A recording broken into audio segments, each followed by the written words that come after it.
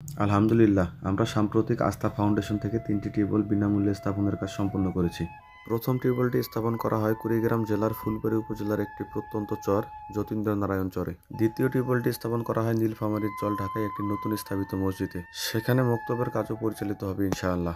তৃতীয় টিউবওয়েলটি স্থাপন করা হয় ভ্যানচালক রফিকুল ইসলাম ভাইয়ের বাড়িতে। কুড়িগ্রাম জেলার ফুলবাড়ী উপজেলার চর যতীন্দ্রনারায়ণের মানুষজন অত্যন্ত হতদরিদ্র।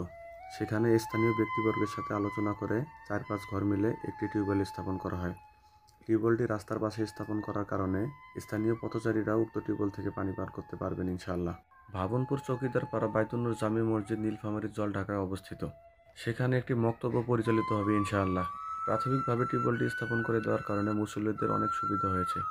মোহাম্মদ রফিকুল ইসলাম পেশায় একজন ভ্যান চালক। তার পরিবারের সদস্য সংখ্যা ৭ জন। তিনিই পরিবারের একমাত্র উপার্জনক্ষম ব্যক্তি। স্থানীয় ব্যক্তিবর্গের সাথে আলোচনা করে ও তাদের অনুরোধ ক্রমে তার বাসায় একটি টিউবওয়েল স্থাপন করা হয়।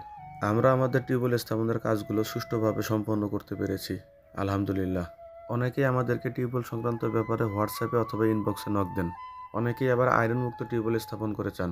ইনবক্স এবং হোয়াটসঅ্যাপের মেসেজে সাড়া দিয়ে ৩টি নতুন হাফিজিয়া মাদ্রাসায় পানির ট্যাঙ্ক, ফ্যান এবং টিউবওয়েল স্থাপন করে দিয়েছিলাম। দুঃখজনক ব্যাপার হলো ৩টি মাদ্রাসার ২টি এখন বন্ধ হয়ে গেছে। পরবর্তীতে প্রদত্ত জিনিসগুলো আমরা অন্য মাদ্রাসায় স্থাপন করে দিই। তাই সকলের কাছে অনুরোধ, আপাতত কেউ নতুন স্থাপিত হাফিজিয়া মাদ্রাসার জন্য কিছু আবদার করবেন না। আপনাদের সকলের জন্য শুভকামনা রইল। সবাই ভালো থাকবেন। আল্লাহ হাফেজ।